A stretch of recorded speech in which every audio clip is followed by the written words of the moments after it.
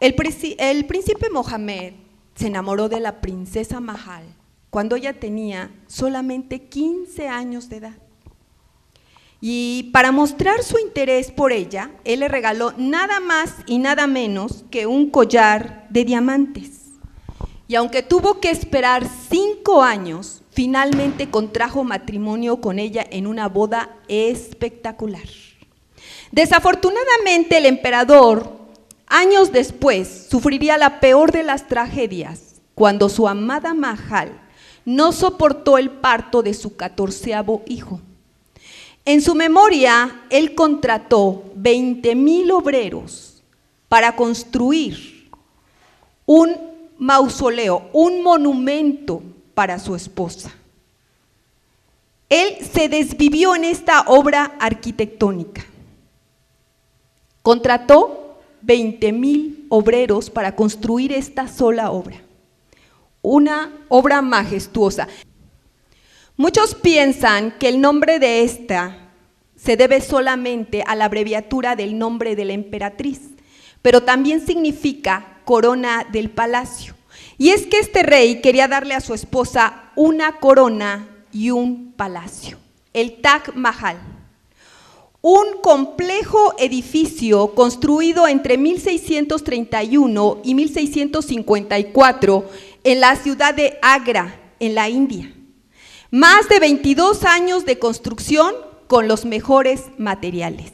El mármol blanco y fino de sus paredes fue traído de las canteras de Jodhpur, el jade y los cristales de la China, las turquesas del Tíbet, la crisolita de Egipto, la amatista de Persia, los zafiros de Ceilán, los cuarzos del Himalaya, la malaquita de Rusia, los diamantes del Golconda y el ámbar del Océano Índico.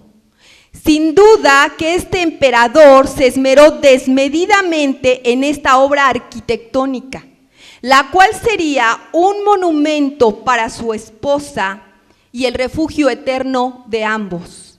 A la edad de 74 años, él pidió que se le colocara un espejo para mirar la tumba de su esposa. Se dice que él murió observando el Taj Mahal. Hoy en día el Taj Mahal no solamente es una de las maravillas del mundo moderno, sino que constituye todo un monumento a una historia de amor. Sabemos que los detalles son muestras, regalos de amor. Y tenemos que reconocer que el detalle de este emperador fue majestuoso. ¿Has recibido tú alguna vez un detalle tan ostentoso como este? Por supuesto que sí, y no como este, porque la majestuosidad del Taj Mahal no tiene ni punto de comparación con los detalles que nosotros recibimos de parte del Señor.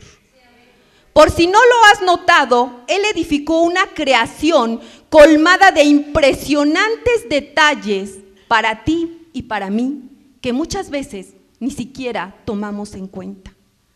Pero si el hombre que está salpicado de flaquezas y orgullo se esmera en rodear de hermosos detalles a los que ama, cuanto más un Dios puro y perfecto disfrutará dándonos a nosotros.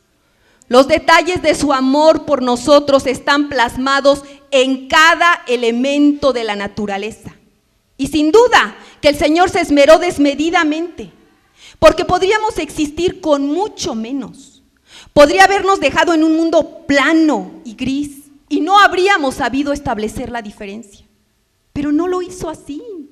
Él limpió el cielo para que luciera azul, colgó frutos de los árboles. ¿Estaba obligado a hacer que los pájaros cantaran? ¿Por qué hacer esas manchitas tan características en los leopardos, en las cebras, en las jirafas? ¿Por qué darle aroma a las flores o sabor a la comida? Cada detalle de su creación revela su amor por nosotros, pero ninguno de ellos como los que plasmó en la cruz. Esos detalles no estaban envueltos en papel de regalo, sino en pasión. No estaban adornados con cintitas de colores, sino salpicados de sangre. Detalles que edificaron el más grande monumento a la más grande historia de amor. Él no tenía ninguna obligación de dárnoslos. Lo único que se necesitaba para nuestra salvación era el derramamiento de sangre. Pero Él hizo mucho, muchísimo más que eso. Aún si analizáramos rápidamente la escena de la cruz, vamos a encontrar impresionantes detalles. Humillación, 2 cruces, una a cada lado de la de Cristo, una diadema de dolor, un letrero, una esponja empapada de vinagre, 3 clavos, un sudario, una corona de espinas. Entendemos la necesidad de la sangre y nos abrazamos a ese sacrificio. Pero, ¿por qué la corona de espinas? ¿Por qué el letrero de burla? ¿Por qué la esponja amarga? ¿Por qué la saliva sobre su rostro? Tenía que haber todo eso en la cruz. No hubo una muerte apacible, sino 6 horas colgando entre la vida y la muerte, todo estimulado por un beso de traición. El Cerro de la Cruz está lleno de impresionantes detalles que exceden en mucho el valor de los diamantes, del jade, de los cristales, del cuarzo, del mármol. El Taj Mahal fue diseñado y construido por el hombre, utilizando una gran cantidad de materiales inertes y efímeros para erigir una obra que sería usada como un mausoleo, es decir, como un sepulcro suntuoso. En contraste, la obra de la cruz fue diseñada y construida por Dios, no utilizando materiales inertes y efímeros, sino la vida de su propio Hijo, y no para ser usada como un sepulcro, sino como una fuente de vida y salvación. Es un monumento vivo que emana vida y el cual enmarca la más grande historia de amor. Ya lo dice la carta de Santiago 1:17, que toda buena dádiva y todo don perfecto desciende de lo alto del Padre de las luces. En esta ocasión solamente vamos a considerar 3 de esos impresionantes detalles a través de los cuales el Señor ha buscado comunicarnos algo. Tratemos hoy de escucharle y mientras lo hacemos, quizá podamos tocar la madera de la cruz, sentir las marcas que dejó la corona de espinas, palpar la punta de los clavos y entonces tal vez, y solo tal vez, podamos escuchar una voz que susurra a nuestro oído: sí, yo hice eso por ti. Detalle número 1, humillación.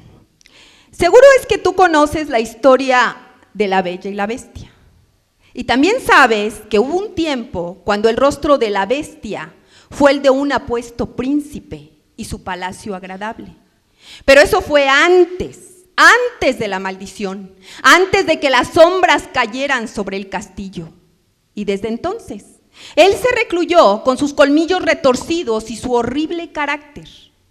Ahí hubiera permanecido, pero llegó la joven y todo cambió.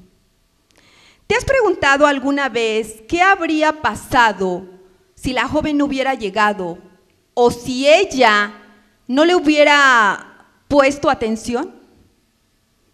¿Quién habría podido culparla? Ella era una belleza y él era una bestia. Su aspecto aterrorizaba. Si hay 2 personas que corresponden fielmente a su nombre, esa es la Bella y la Bestia. ¿Quién habría podido criticarla si ella no hubiera tenido la actitud que tuvo con él? Pero lo hizo. Y porque la Bella amó a la Bestia, ésta llegó a ser nuevamente un apuesto príncipe. ¿Esta historia no se te hace muy familiar? Y no porque sea una fábula muy popular, sino porque nos recuerda nuestra propia historia. Dentro de cada uno de nosotros hay una bestia, o para que no suene tan agresivo, un lado oscuro. Pero no siempre fue así. Hubo un tiempo cuando el rostro de la humanidad era hermoso y el palacio agradable. Pero eso fue antes de la maldición, antes de que las sombras cayeran sobre el jardín de Adán. Y desde entonces hemos sido diferentes, oscuros, bestiales, despreciables. Hacemos las cosas que sabemos que no debemos hacer y luego nos preguntamos por qué las hicimos.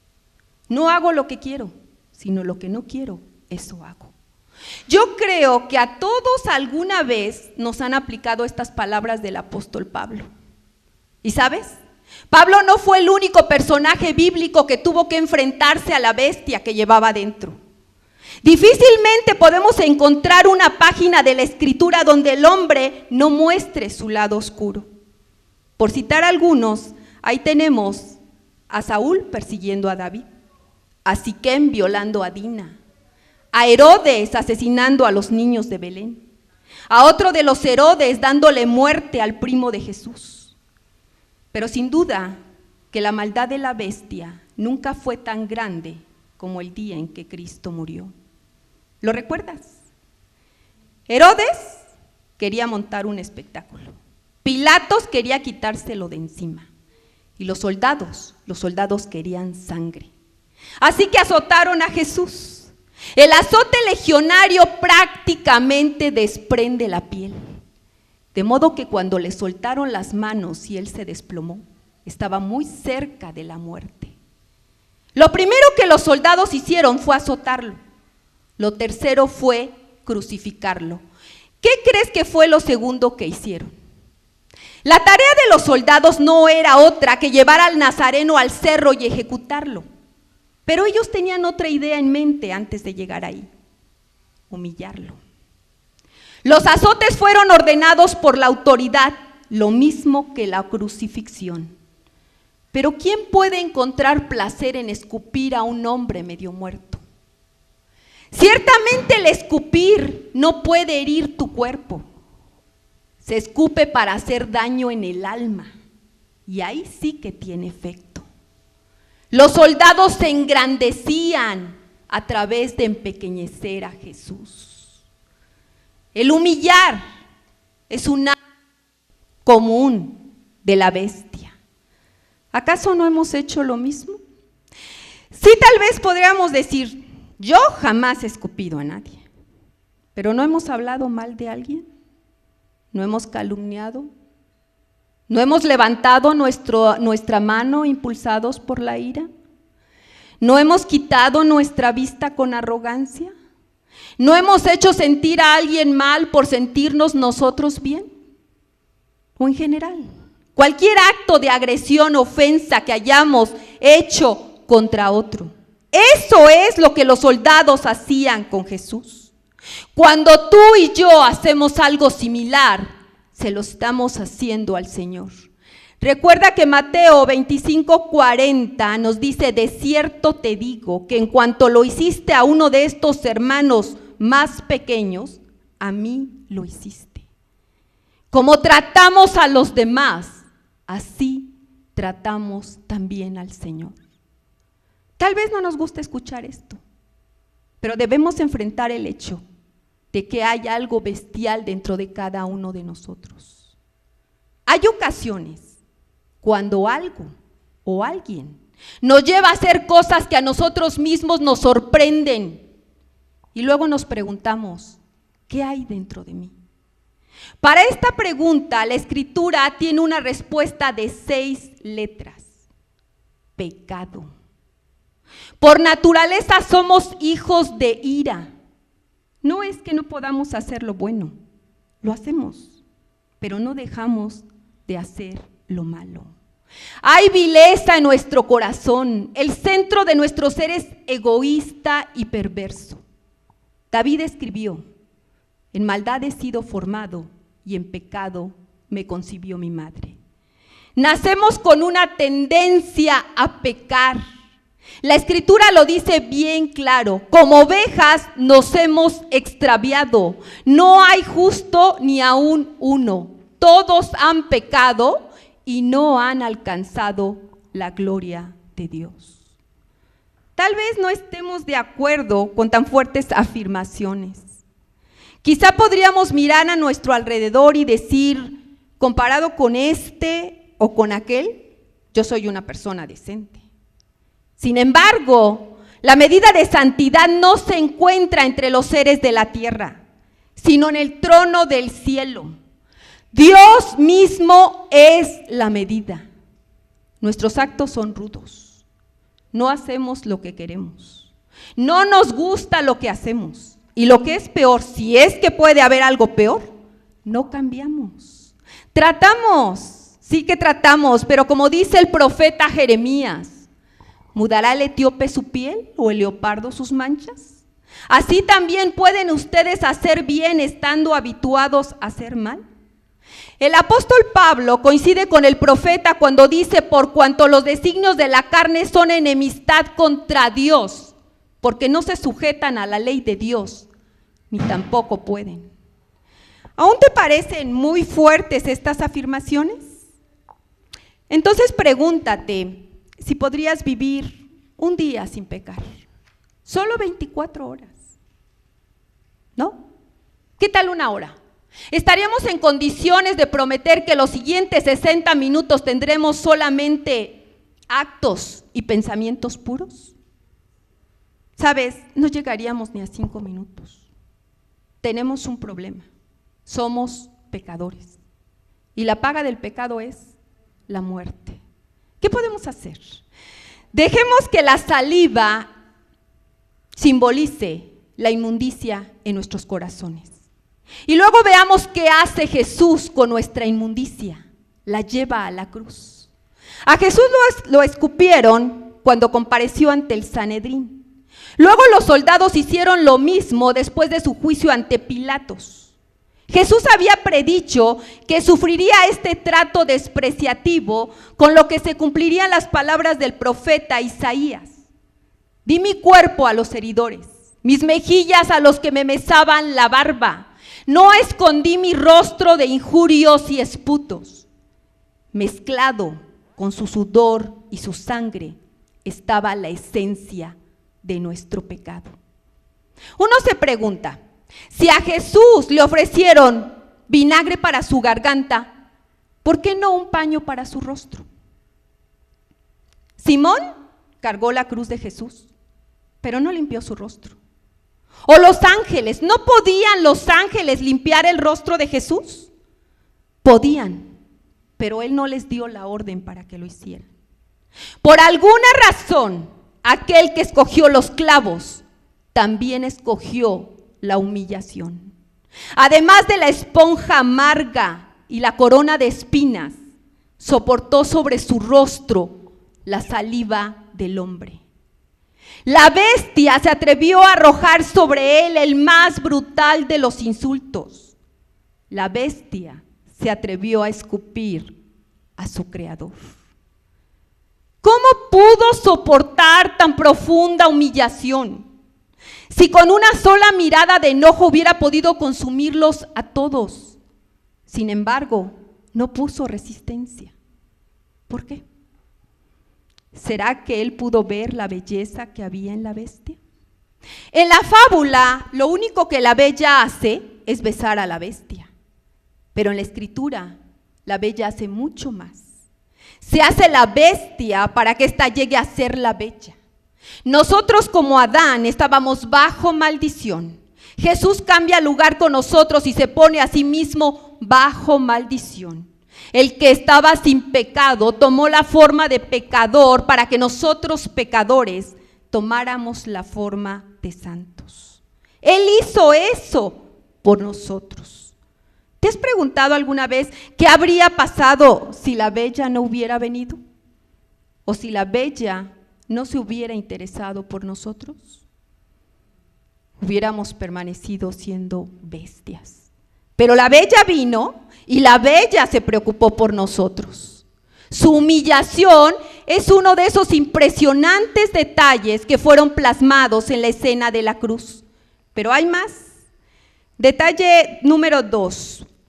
Es poco probable que tú conozcas la historia de Edwin Booth, un maestro del escenario, que allá por el año de 1851 se ganó la fama como el mejor intérprete de Shakespeare. Edwin tenía un hermano, también actor, llamado John. Ambos decidieron unir sus talentos para presentar la obra Julio César. En esta obra, John desempeñó el papel del asesino de Julio César.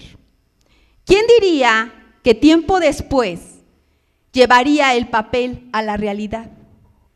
En una fría noche de abril de 1865, John Wood penetró ocultamente hasta un palco en el Teatro Washington y pegó un tiro a la cabeza de Abraham Lincoln. Desde aquella noche, Edwin nunca volvió a ser el mismo. Avergonzado por el crimen de su hermano, optó por el retiro y se apartó de toda publicidad. Hasta que un día, en una estación de tren, intervino oportunamente cuando un joven muy bien vestido, presionado por la multitud, cayó entre la plataforma y un tren en movimiento. Sin dudarlo, Edwin colocó un pie en el riel, sujetó al joven y lo puso a salvo. Este quiso agradecerle económicamente, pero él no lo permitió.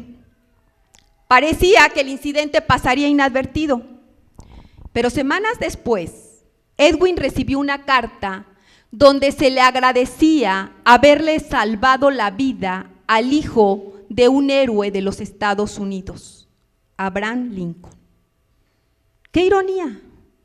Mientras uno de los hermanos le dio muerte al presidente, el otro le salvó la vida al hijo de ese mismo presidente. El joven al que Edwin rescató era Robert Todd Lincoln.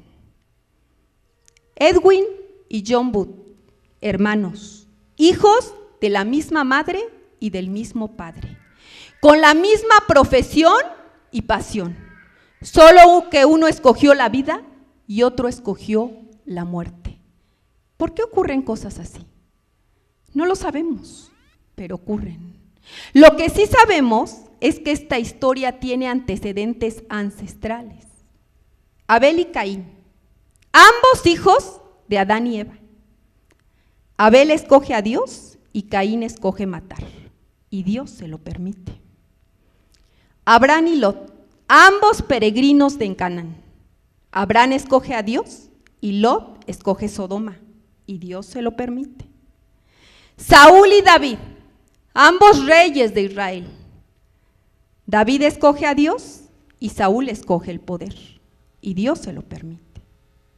Pedro y Judas, ambos pertenecieron al grupo de los 12. Ambos traicionaron a Jesús. Solo que Pedro escoge buscar misericordia y Judas escoge buscar la muerte. Y Dios se lo permite. La verdad es revelada en cada época de la historia. Dios nos permite hacer elecciones. Y nadie ejemplifica mejor esto que Jesús. Él nos dice que podemos escoger entre una puerta ancha y una puerta angosta, entre construir sobre la roca o sobre la arena, entre servir a Dios o servir a las riquezas, estar entre los corderos o entre las cabras. Dios nos permite hacer elecciones y tales elecciones pueden tener consecuencias para la eternidad. Solo piensa en los 2 delincuentes que estaban crucificados con Jesús. Porque tal vez eso es lo que nos quiere decir las 2 cruces en el cerro. ¿Te has preguntado alguna vez por qué había esas 2 cruces, una a cada lado de la de Cristo? ¿Por qué no 3? ¿Por qué no 6 o 10? ¿Y por qué la de Jesús estaba en el centro? ¿Por qué no a la izquierda o a la derecha? ¿No será que esas 2 cruces en el cerro simbolizan uno de los más grandes regalos que Dios nos ha dado?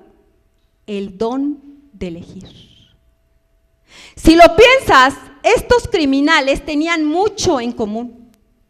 Sentenciados por el mismo sistema, condenados a una muerte idéntica, rodeados por la misma multitud.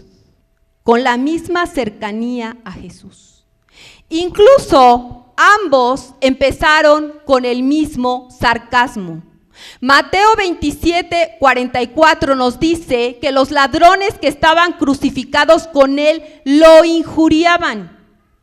Pero cuando uno le gritó diciendo, si tú eres el Cristo, sálvate a ti mismo y a nosotros, el otro cambió y lo hizo callar, diciendo, ¿ni aún temes tú a Dios estando en la misma condenación?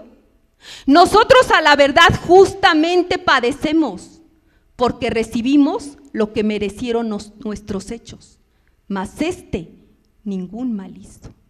Y enseguida replicó, Jesús, acuérdate de mí cuando vengas en tu reino. Jesús le respondió, de cierto te digo que hoy estarás conmigo en el paraíso. Mucho se ha dicho acerca de la oración del ladrón arrepentido. Pero ¿qué hay del que no cambió? ¿No hubo una invitación personal para él? ¿Una palabra oportuna de persuasión? Como al hijo pródigo, el padre lo dejó decidir.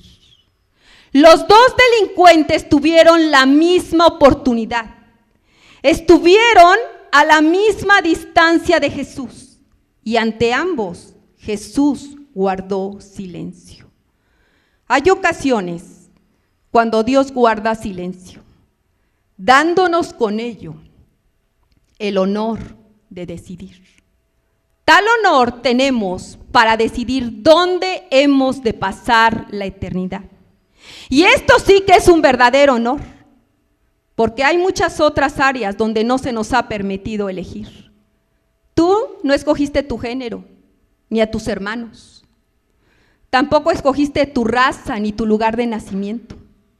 Pero cuando Dios plantó un árbol en el jardín del Edén, a Adán y a su descendencia se les dio libre voluntad, libertad para hacer cualquier decisión que quisieran. Y cualquier injusticia en esta vida queda compensada por el derecho, por el honor y el privilegio de escoger nuestro destino eterno. ¿Por qué lo digo? Porque muchas veces nuestra incapacidad de elegir nos irrita y decimos, no es justo que yo haya nacido en la pobreza, no es justo que yo cante tan mal, no es justo que sea tan malo en las matemáticas. También nos quejamos porque no pudimos escoger el color de nuestros ojos, la forma de nuestra nariz, nuestra estructura genética. Hubiera sido formidable que pudiéramos escoger la vida como escogemos la comida, como cuando llegamos al restaurante y leemos la carta, a ver, me decidiré por una buena salud, un alto coeficiente de inteligencia. No quiero nada sobre habilidades musicales, pero sí un metabolismo rápido. Eso hubiera sido formidable, pero las cosas no ocurren así. Afortunadamente, en lo que respecta a la vida después de la muerte, ahí sí que tenemos derecho de escoger. ¿No es esto lo mejor? Este privilegio no solamente compensa cualquier injusticia, el don de la libre voluntad compensa cualquier falta. Solo piensa en el ladrón arrepentido. Aunque no sabemos mucho acerca de él, lo más seguro es que haya cometido muchos errores en su vida. Había escogido ir con la moral equivocada, con la conducta errónea. Viéndolo colgado de esa cruz, solamente podríamos pensar que fue una vida desperdiciada, que ahora pasaría el resto de la eternidad con el fruto de sus malas decisiones. Pero todo lo contrario, ahora está gozando de la única buena decisión que hizo. Al final de todas sus malas decisiones, fue redimido. Yo creo que todos hemos hecho malas decisiones. Tal vez te equivocaste al escoger a tus amigos, tu carrera o hasta tu cónyuge. Miramos hacia atrás y decimos, si tan solo pudiera deshacerme de esas malas decisiones. Podemos. Una buena decisión para la eternidad compensa miles de malas decisiones hechas sobre la tierra. Hay decisiones que solo son nuestras. ¿Cómo es posible que dos hombres que estuvieron a la misma distancia de Jesús, uno haya decidido mofarse de él y el otro haya decidido orar a él? Y cuando ese uno oró, Jesús lo amó lo suficiente como para salvarlo. Y cuando el otro se burló, Jesús lo amó lo suficiente como para permitírselo. Los dejó que decidieran. Nicolás Ludwig dijo que en el madero de la cruz el hombre fue salvo una vez y para siempre. Y el que se pierde porque quiere, porque no ha querido recibir al Salvador, porque ha vuelto a caer y ha repetido la caída de Adán. Esas dos cruces en el cerro son otro de esos impresionantes detalles que el Señor dejó plasmados ahí en la escena de la cruz. Y vamos al tercero y último detalle, y para esto vamos a hablar de ropas fúnebres. ¿Te gusta hablar de ropas fúnebres? A nadie le gusta hablar de ropa fúnebre. Nadie llega y te pregunta, oye, ¿qué te gustaría usar cuando estés en el ataúd? Tampoco existen tiendas especializadas en ropa fúnebre. En general, la mayoría de nosotros no hablamos del tema. Sin embargo, el apóstol Juan llegó a ver la ropa fúnebre como un cuadro de victoria. Pero no siempre fue así, sino hasta el primer domingo de resurrección, cuando Dios tomó la ropa fúnebre e hizo de ella un cuadro de vida.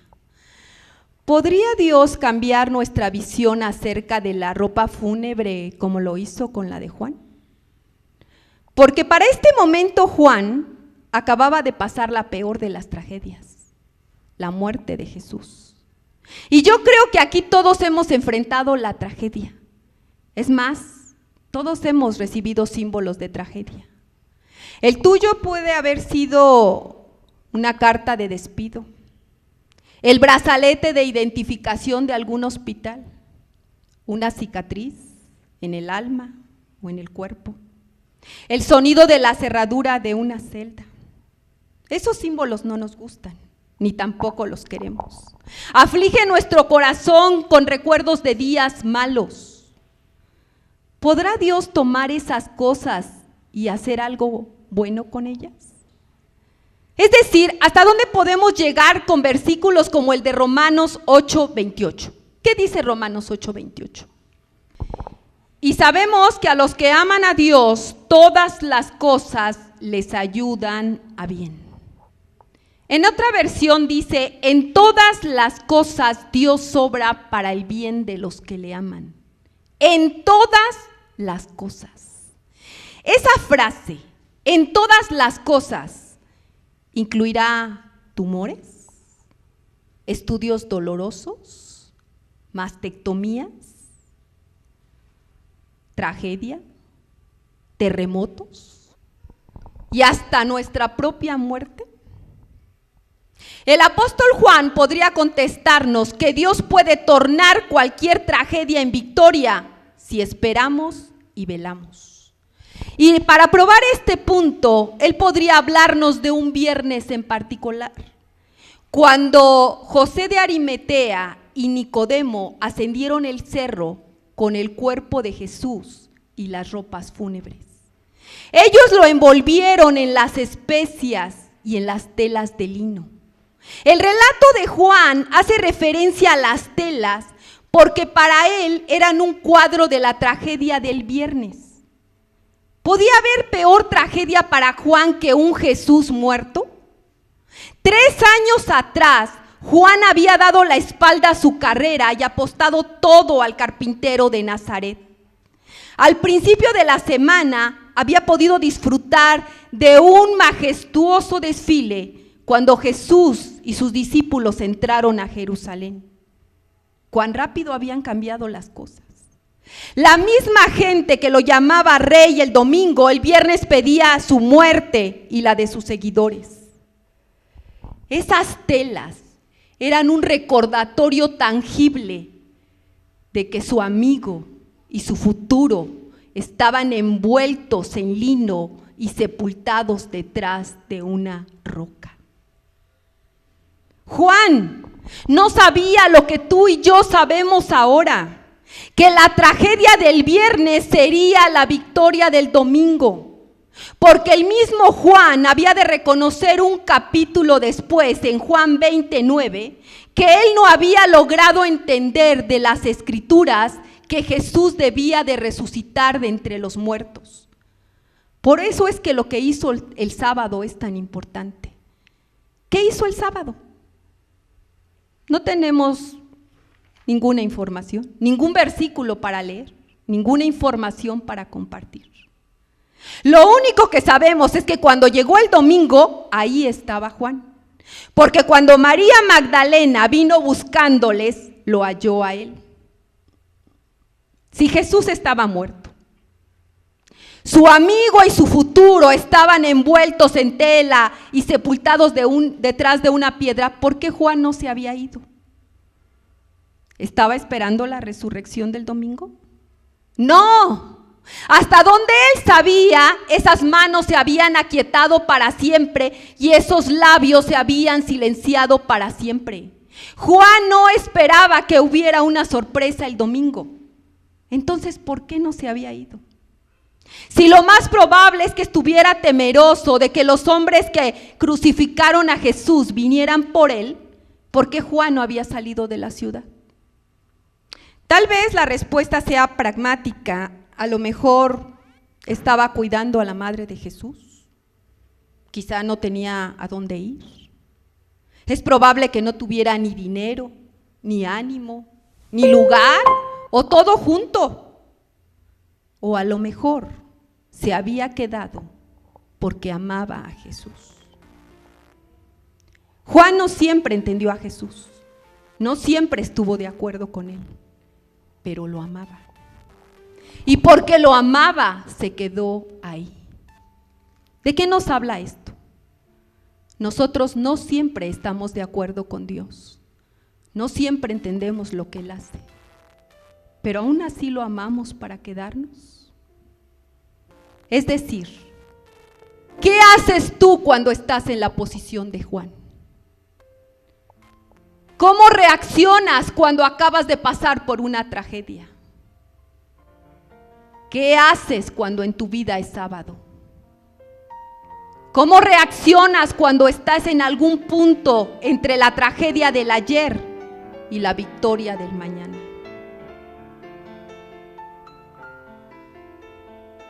¿Te quedas cerca de Dios o te alejas de Él?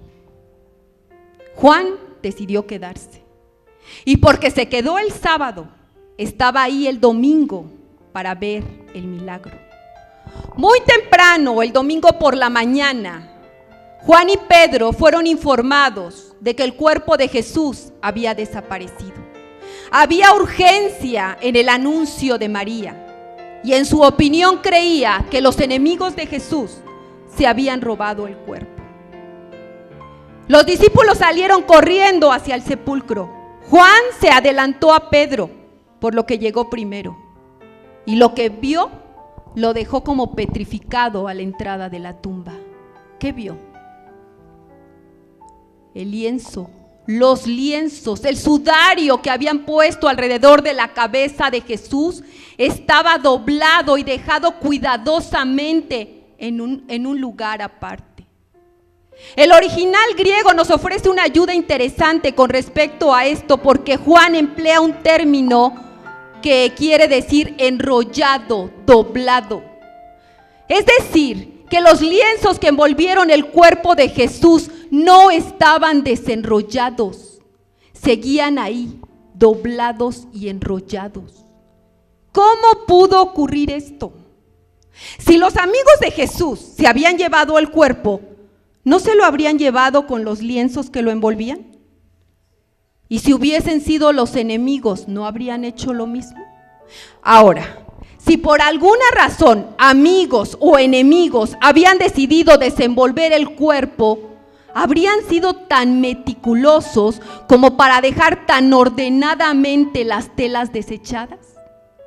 Por supuesto que no. Entonces, si ni amigos ni enemigos se lo habían llevado, ¿quién lo hizo? Esa era la pregunta de Juan, y esta pregunta lo llevó a hacer un descubrimiento. Vio y creyó. Vio y creyó que Jesús había resucitado. A través de los lienzos de muerte, Juan pudo ver el poder de la vida. ¿Será posible que Dios usara algo tan triste como la muerte de alguien para cambiar una vida? Dios acostumbra a hacer cosas así de contrastantes. En sus manos, jarrones de vino vacíos en una boda llegaron a ser símbolos de poder. Las monedas de una viuda, símbolos de generosidad. Un rústico pesebre en Belén, un símbolo de devoción. La cruz, un instrumento de tortura, llegó a ser un símbolo de amor. Debería sorprendernos que Dios tomara esas telas de muerte e hiciera de ellas un cuadro de vida. Lo que nos lleva nuevamente a la pregunta: ¿podrá Dios hacer algo semejante en tu vida? ¿Podrá Dios tomar lo que para ti es una tragedia y transformarlo en un símbolo de vida? Él lo hizo por un pastor salvadoreño. La guerrilla salvadoreña había visto en él un enemigo para su movimiento. Así que decidieron matarlo y lo abandonaron en un auto en llamas para que muriera. El pastor logró huir del auto y del país, pero no logró escapar de sus recuerdos. Las cicatrices no lo abandonarían. Cada mirada al espejo le recordaba la crueldad de sus torturadores. Tal vez nunca habría podido recuperarse si Dios no hubiera hablado a su corazón. Escuchó que le decía: me hicieron lo mismo a mí. Conforme el Señor siguió ministrándole, él comenzó a ver sus cicatrices de manera diferente. Ya no le traían a la mente su dolor. Se transformaron en un cuadro del sacrificio de su Salvador. Con el tiempo, pudo perdonar a sus agresores, volver a su país y buscar un lugar donde comenzar una iglesia. ¿Podría tal cambio ocurrirte a ti? Por supuesto que sí. Solo tienes que hacer lo mismo que Juan, no irte, quedarte ahí, cerca de Dios. La Escritura dice: en todas las cosas Dios obra para el bien de los que le aman. ¿Qué pasaría si sustituimos esa frase "en todas las cosas" por el símbolo de nuestra tragedia? Para el apóstol Juan sería: en ropas de sepultura Dios obra para el bien de los que le aman. Para el pastor salvadoreño sería: en mis cicatrices Dios obra para el bien de los que le aman. ¿Cómo diría Romanos 8:28 en tu vida? ¿En el hospital Dios obra para el bien de los que le aman? ¿En el proceso de divorcio Dios obra para el bien de los que le aman? ¿En el terremoto Dios obra para el bien de los que le aman? ¿En la cárcel Dios obra para el bien de los que le aman? Dios cambió la vida de Juan a través de una tragedia. ¿Podrá Dios utilizar una tragedia para cambiar tu vida? Con todo lo difícil que nos cuesta creer, podríamos estar a solo un sábado de una resurrección, a solo unas horas de esa preciosa oración de un corazón cambiado. Dios, hiciste esto por mí. Hemos analizado 3 de esos impresionantes detalles que fueron plasmados en la cruz. En el primero, el Señor nos habló de nuestro lado oscuro, que cada vez que lo sacamos a flote es como si le humilláramos a Él. En el segundo nos habla de la posibilidad de elegir nuestro destino eterno. Y en el tercero, el Señor nos dice que Él puede tornar cualquier tragedia en victoria si esperamos y velamos. ¿Cómo respondemos nosotros a estos detalles? Antes de contestar, solo imagina los últimos instantes en la cruz.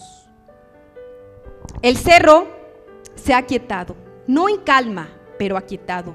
Uno a uno han comenzado a bajar los espectadores.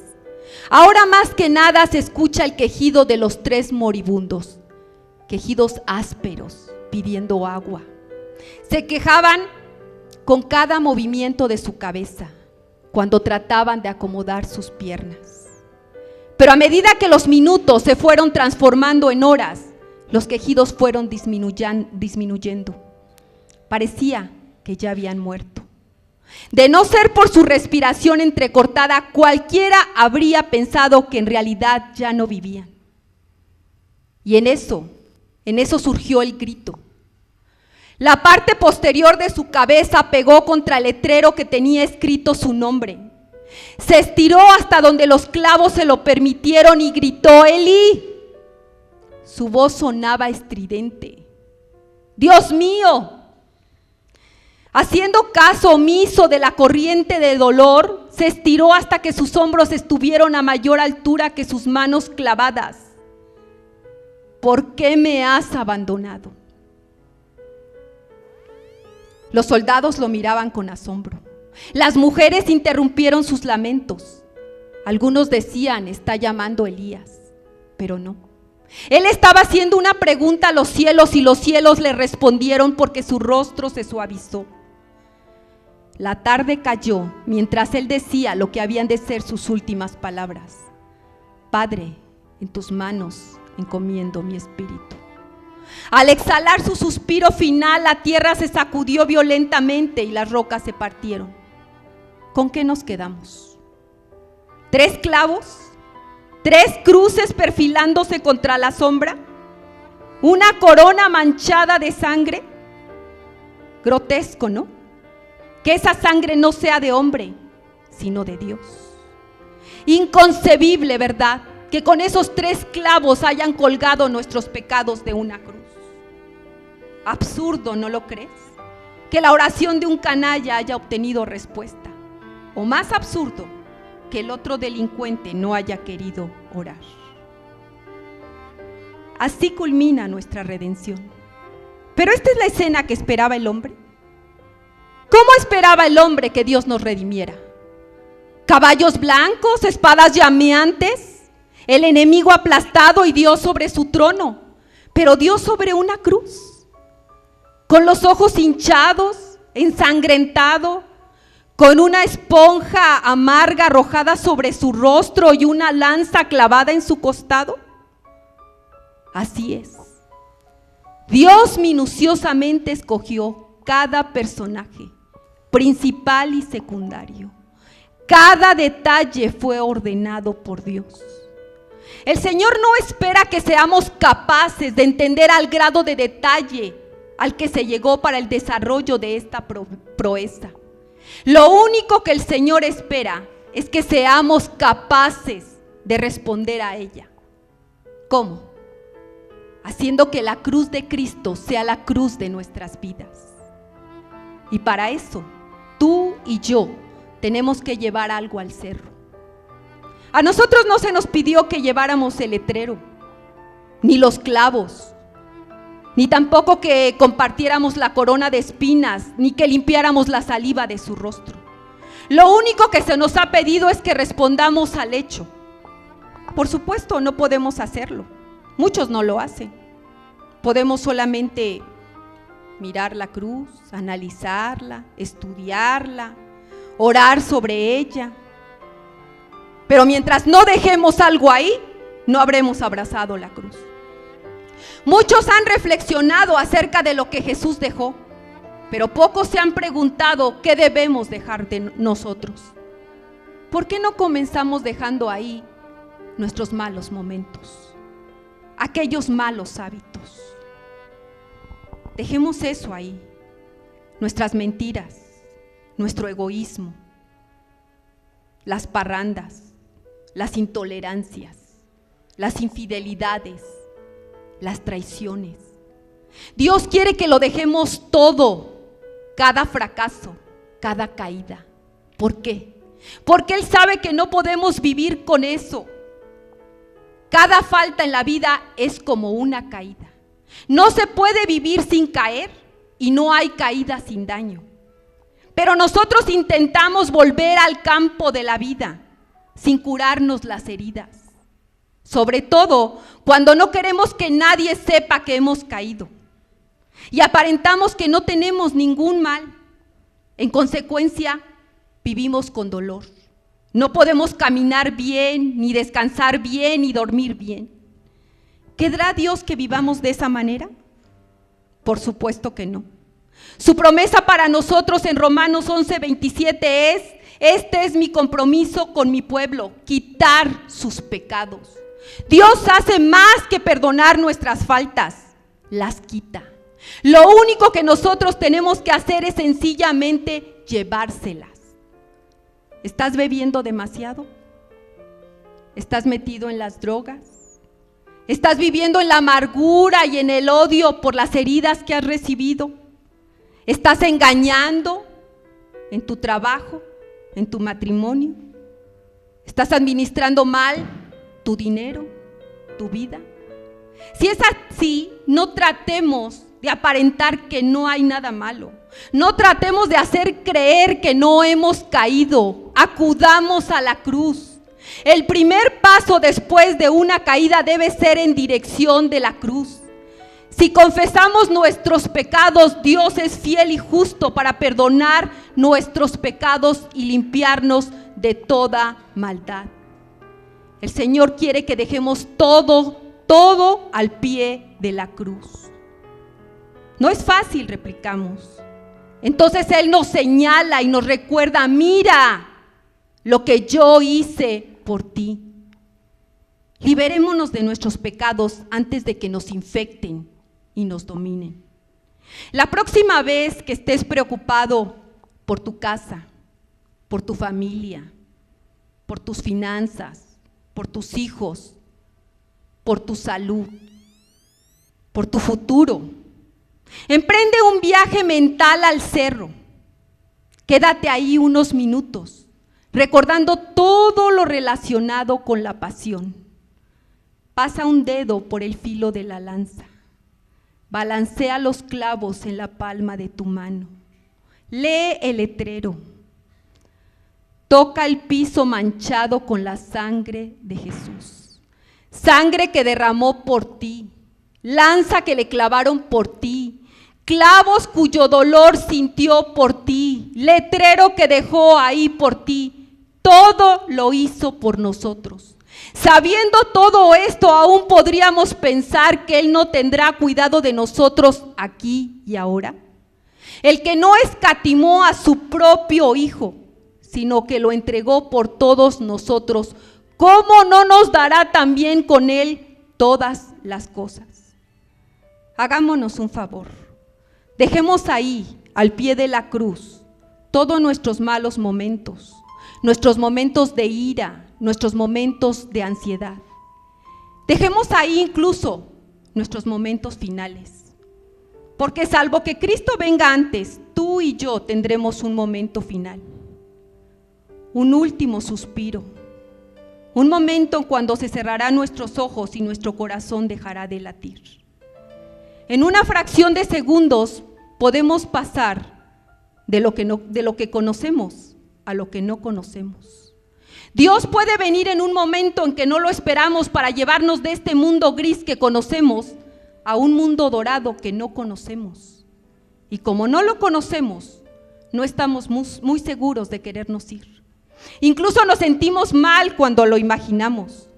Por eso Dios quiere que, dado nuestro momento final, confiemos en Él. No se turbe su corazón, nos dice, ni tengan miedo. Vendré otra vez y los tomaré para que estén conmigo y así puedan estar donde yo estoy. ¿Tenemos problemas con respecto a nuestros momentos finales? Dejémoslos también ahí, al pie de la cruz, con nuestros malos momentos, nuestros momentos de ira y nuestros momentos de ansiedad. Ahora analízalo. Si dejamos ahí todos esos momentos, ¿con qué nos vamos a quedar? Atinaste, solo con los buenos momentos. ¿No crees que tenemos suficiente razón como para unirnos al apóstol Pablo y decirle gracias a Dios por su don inefable? Gracias a Dios por todo lo que nos ha dado. Es tan valioso que no tenemos palabras para describirlo. Ponte de pie, hermano. Yo creo que ya nos hemos enterado de que hemos recibido detalles muy valiosos de parte del Señor. Pero, ¿sabes? No los hemos podido disfrutar. ¿Por qué? Porque no nos hemos quitado todo lo que nos estorba y nos aflige. Así que hoy es el día de decirle al Señor que dejamos todo eso al pie de la cruz. Hoy es el día que nos liberamos de todo lo que nos aqueja y nos hace sentir culpa. Hoy nos liberamos incluso del temor a la muerte que está rompiéndonos nuestra espalda. Nos liberamos porque no podemos disfrutar de lo bueno de la vida que Él nos mandó, porque Él nos mandó a disfrutar de una vida en abundancia y no la estamos perdiendo, nos estamos perdiendo aún de su presencia. Por eso ese es el día en decirle a Dios, te dejo todo, te lo dejo todo ahí al pie de la cruz. Ya no me perderé más de tu presencia, de verte abrir los cielos para escucharnos cantar con las manos extendidas, agradeciéndote por todos los hermosos detalles de amor que nos has dado.